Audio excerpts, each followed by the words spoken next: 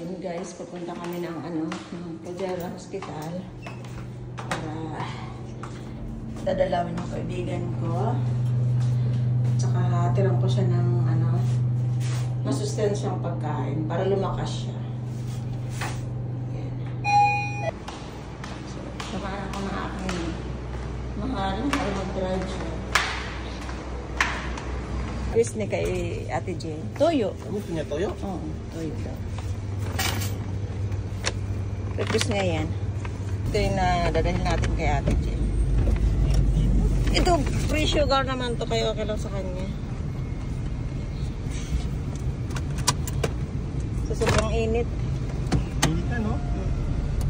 March na kasi. Mag-try mo tayo. So, yan, mainit ang panahon. Yan. Mainit ang panahon, guys. Mainit ang sasakyan, eh.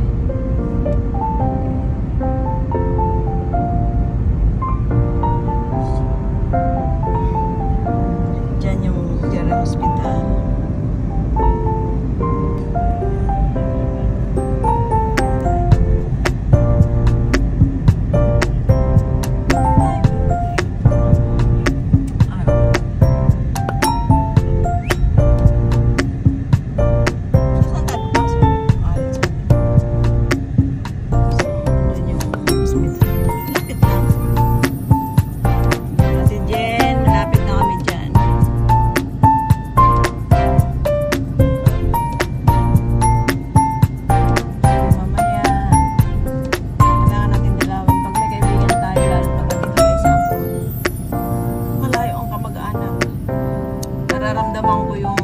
Nararamdaman ko yung lungkot pag wala kang kamag-anak kasi may sakit. Sarili mo lang ang mag-ano sa'yo, aalaga. Pagkasakit ka na, alagaan mo sarili mo. Wala kang ibang ano. Kaya, ramdam mo si Ate Jane. Siyempre, malungkot yung kakasakit ka na, wala kang